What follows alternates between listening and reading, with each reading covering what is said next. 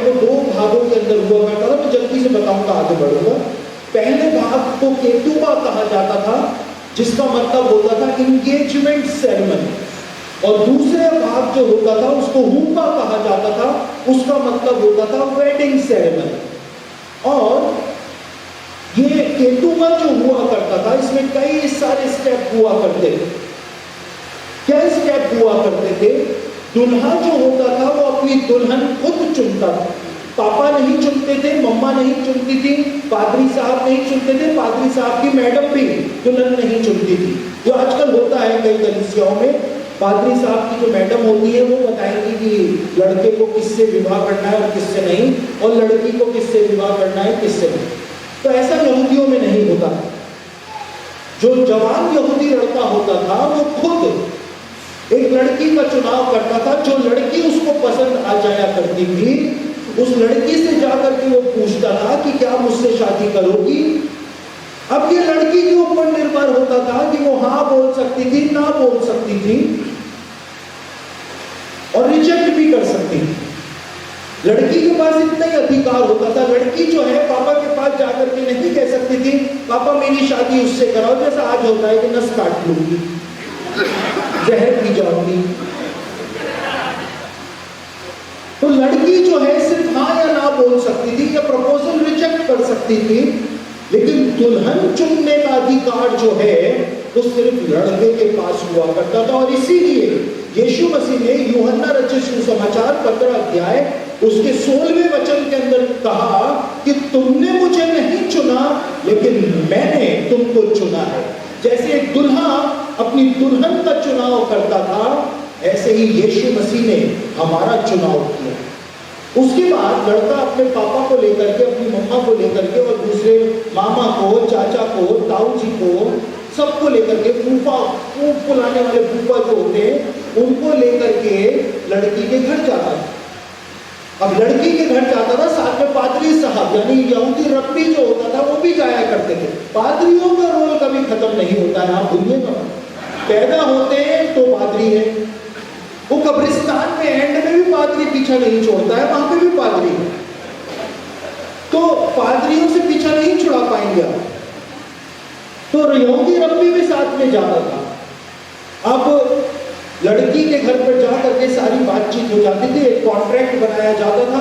यहूदी रब्बी उस कॉन्ट्रैक्ट को लिखता था, यहूदी दूल्हा लिखवाता था मेरी पत्नी को ऐसा करना पड़ेगा, माँ बाप की सेवा करनी पड़ेगी, मेरी सेवा करनी पड़ेगी, खाना अच्छा बनाना पड़ेगा, खाने में टमाटर नहीं होना चाहिए, और फिर वो चाय के अंदर भी टमाटर नहीं चाहिए। होता है ना, कई सारी लेडीज की आदत होती है वो हर चीज में टमाटर डालती। एक पादरी साहब मुझको मिले दुखियारे, वो कहने लगे पादरी साहब मेरी पत्नी जो है वो चाय को छोड़ करके हर चीज में टमाटर डालती है। आप भी होंगे ऐसे दिल जले, मेरे को पता है, मैं तो हूं। तो उसके बाद उस शादी का एक कॉन्ट्रैक्ट बनाया जाता था, और उस शादी के कॉन्ट्रैक्ट में एक दाम लिखा जाता था, दुल्हन का दाम। दुल्हन को खरीदना पड़ता था, फ्री में नहीं मिलती थी, उसको खरीदना पड़ता था। वो दाम लिखा जाता था, वो लड़की का बाप बताता था कि कितना दाम लूंगा, 1 लाख लूंगा, 5 लाख, 50 लाख, कभी कभी ज्यादा बोल देता होगा। तो लड़की का पिता लड़के को ले जाके कहता होगा भाई दूसरी चुन ले, इतने की तो लग भी नहीं रही है जितने मांग रहा है इसका बाप। तो जब भी दाम ठहराया जाता था, तो चाहे कम दाम हो चाहे ज्यादा दाम हो, लड़का अपने पिता को साइड में ले जाता था, और पिता लड़का बात करते थे, और उसके बाद लड़का जो है वो हाँ भर दिया करता था कि मैं दाम चुकाऊंगा, इसके लिए तो दाम चुकाऊंगा। और उसके बाद लड़का और लड़की उस कॉन्ट्रैक्ट पे साइन करते थे। लड़के का पिता लड़की का पिता उस कॉन्ट्रैक्ट पे साइन करते थे। कितने साइन हो गए? 4 साइन हो गए। 2 गवाह साइन करते थे। प्रकाशित वाक्य के 11वें अध्याय में आपको क्या दिखाई देता है? 2 गवाह वहां पर आपको दिखाई देते हैं। उसके बाद यहूदी रब्बी जो है वो उसके ऊपर साइन करता था। कितने साइन हो गए? 7 साइन उसके ऊपर किए जाते थे। उसके बाद उसको लपेटा जाता था और उसके बाद उसके ऊपर 7 मुहर लगा करके वो जो शादी का कॉन्ट्रैक्ट होता था केतुबा, वो दुल्हे के पिता के हाथ में सौंप दिया जाता था। अब दुल्हा तब तक वापस नहीं लौट सकता था जब तक कि ये शादी का कॉन्ट्रैक्ट जो है, केतुबा जो है, वो पिताजी अपने बेटे के हाथ में नहीं सौंप देते हैं। इसके लिए लिखा है कि जो सिंहासन पर बैठा हुआ था उसके हाथ में मैंने 7 मुहर लगा हुआ स्क्रॉल देखा। वो पिताजी, हमारे ससुर जी, यीशु मसीह को शादी का स्क्रॉल दे ही नहीं रहे। 2000 साल हो गए, वो आ ही नहीं पा रहा है अपनी दुल्हन को लेने के लिए। ये दुल्हे के पिता के हाथ में होता था, उसकी मर्जी है मैं कब दूं। और शादी का कॉन्ट्रैक्ट जब हो जाता था तो उसके बाद लड़का लड़की को अकेले छोड़ा जाता था। और अकेले छोड़ने के बाद जो लड़का लड़की होते थे वो एक कमरे में होते थे। उस यहूदी परंपरा में दुल्हे को एक डायलॉग बोलना ही बोलना होता है। डायलॉग हम बहुत बोलते हैं, हेलो, जहां से हम खड़े हो जाते हैं लाइन वहीं से शुरू हो जाती है। मैनरलेस, जिसमें सिविक सेंस नहीं होता है, ठीक है। यहूदी दूल्हा अपनी दुल्हन को कहता था, एक शब्द कहता था। क्या कहता था? वो कहता था मैं अपने पिता के घर को जाता हूं ताकि वहां पे जाकर के तुम्हारे लिए जगह तैयार करूं, और जब वो जगह तैयार हो जाएगी तो मैं वापस आऊंगा और तुमको अपने साथ ले जाऊंगा ताकि जहां पर मैं रहता हूं वहां तुम भी मेरे साथ रहो। और यूहन्ना रचित सुसमाचार उसके 14 अध्याय के 15वें वचन के अंदर इसी बात को बताया गया है। यीशु ने कहा मैं अपने पिता के घर को जाता हूं, वहां पे जाकर के तुम्हारे लिए जगह तैयार करता हूं और फिर वापस आऊंगा और तुमको लेकर के जाऊंगा ताकि जहां मैं रहता हूं वहां तुम भी मेरे साथ रहो। पूरा नया नियम जो है वो लव स्टोरी है। कलीसिया और यीशु मसीह के बीच में एक लव स्टोरी है। जैसे एक प्रेमिका अपने प्रेमी को खुश करना चाहती है, उसके लिए अपने आप को पवित्र रखना चाहती है। कभी कभी होता है ना, जो बॉयफ्रेंड होता है वो नाराज हो जाता है कि उसकी जो गर्लफ्रेंड थी वो किसी दूसरे लड़के से बात कर रहे हैं, बहुत गुस्से में आ जाता है और वो शर्त रख देता है, केतुबा रख देता है, भाई उससे अगर अब कभी बात करते हुए मैंने देख लिया तो फिर सब खत्म। तो वो बचती है, जब भी वो लड़का सामने आता है तो वो बचती है कि अरे भाई इससे बात नहीं करनी है, वो नाराज हो जाएंगे। वो जितना पत्नियां अपने पति का भय नहीं मानती है उतना प्रेमिकाएं अपने प्रेमी का भय मानती है भाई।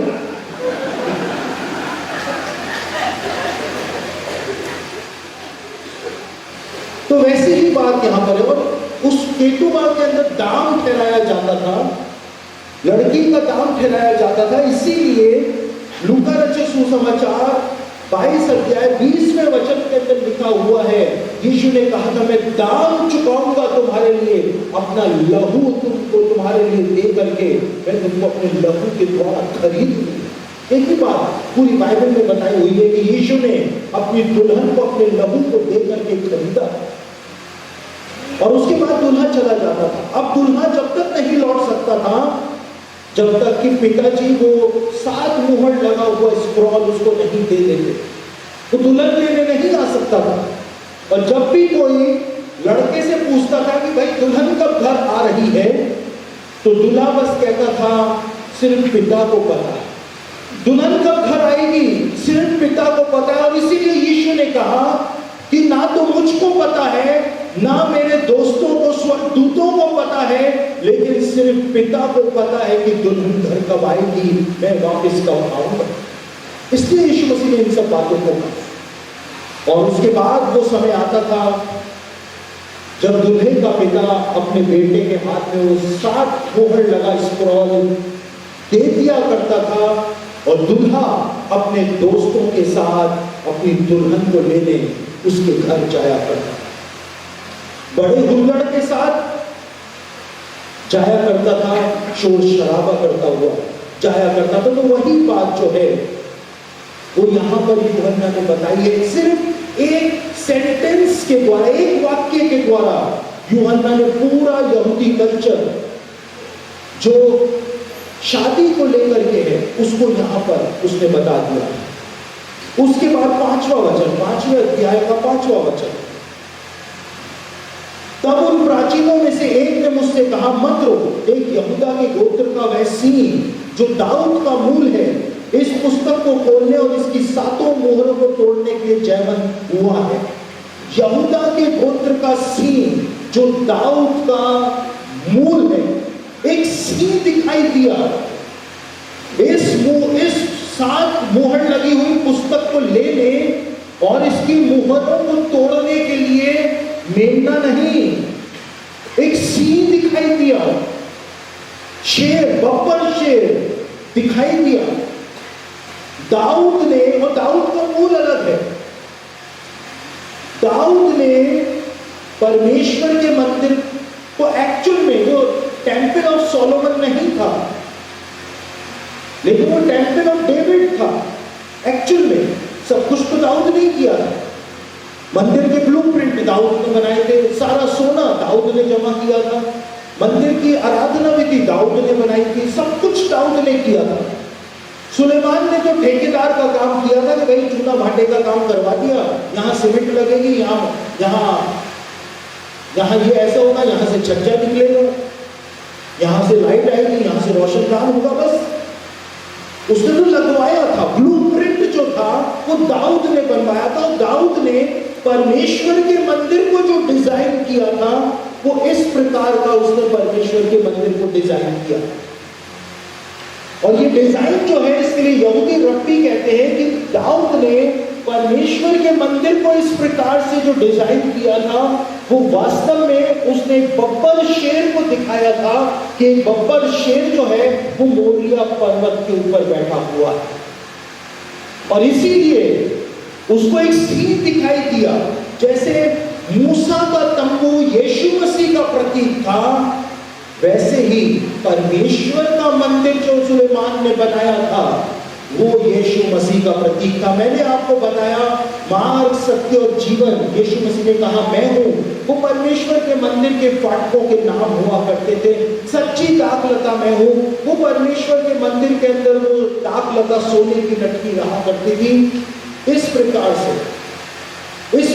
से भविष्यवाणियां थी जो मेरे को बताने का समय नहीं, लेकिन उसने एक सीन को देखा, यानी अब वो दाऊद के उस ब्लूप्रिंट को सामने लेकर के आता है और उस ब्लूप्रिंट के द्वारा वो इस बात को बताता है कि जो दाऊद ने मंदिर बनवाया था, यानी यीशु मसीह को उसने देखा एक बब्बर शेर के रूप में, और यहां पर उसने कहा कि वो दाऊद का मूल है। यशाया 11:1 को पढ़े तो वहां पे आपको दाऊद का मूल जो है वो दिखाई देगा। मत्ती रचित सुसमाचार में जो वंशावली दी गई है यीशु मसीह की, उसमें वो वंशावली जो है वो 14 + 14 + 14 की वंशावली दी गई है, यानी कि 42 पीढ़ियों के बारे में बताया गया है। क्यों बताया गया है?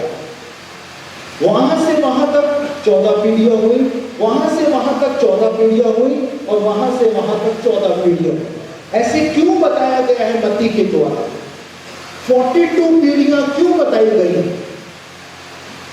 इसलिए बताई गई है क्योंकि हिब्रू भाषा में दाऊद का जो नाम है वो 3 हिब्रू अक्षरों से मिलकर के बनता है, DVD, दालेत, वाव, दालेत। और हिब्रू भाषा में दाऊद को दाविद कहा जाता है, डेविड नहीं, दाविद।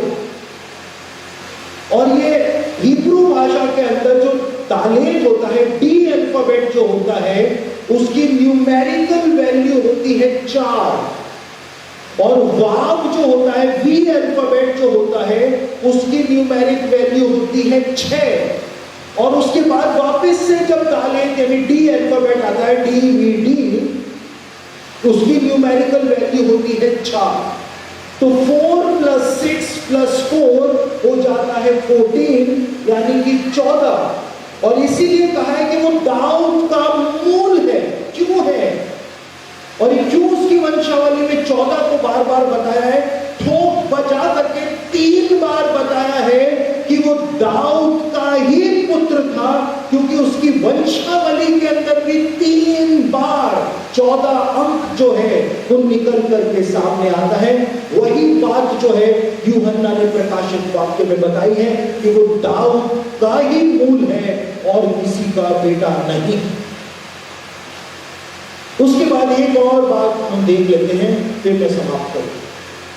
प्रकाशित वाक्य 5 अध्याय उसका 7वां वचन, और उसने आकर उसके दाहिने हाथ से जो सिंहासन पर बैठा था वो पुस्तक ले ली। मैंने बताया पिता से दुल्हा जो होता था वो दुल्हन को लाने का कॉन्ट्रैक्ट अपने हाथ में ले लिया करता। प्रकाशित वाक्य 5 अध्याय 9वां वचन, और वे ये नया गीत गाने लगे, स्वर्ग में एक नया गीत गाने लगे कि तू इस पुस्तक को लेने और इसकी सातों और इसकी मोहरें खोलने के योग्य है, क्योंकि तूने बंद होकर अपने लहू से हर एक कुल और भाषा और लोग और जाति में से परमेश्वर के लिए लोगों को मोल दिया है। वो एक नया गीत गा रहे थे, हेलो, और वो कह रहे थे कि तूने वध हो करके एक मेमने के रूप में वध होकर के पूरी दुनिया के लोगों को तूने मोल ले लिया है। एक नया गीत गा रहे थे। यहूदी परंपरा में भजन संहिता 113 से लेकर 118 भजन जो है, भजन संहिता 113 से 118 जो है, उनको यहूदी परंपरा में नया गीत कहा जाता है। तो स्वर्ग में कौन से गीत गाए जा रहे थे? भजन संहिता 113, 114, 115, 116, 117 और 118वां भजन स्वर्ग में गाया जा रहा था। जब यीशु मसीह ने अपने शिष्यों के साथ फसह का भोज खाया, तो वहां पे लिखा है फसह के भोज के बाद वो भजन गा करके जैतून नाम पहाड़ पर गए। भजन गा, कौन से भजन गाए जाते थे फसह के पर्व के समय? कौन से भजन गाए जाते थे?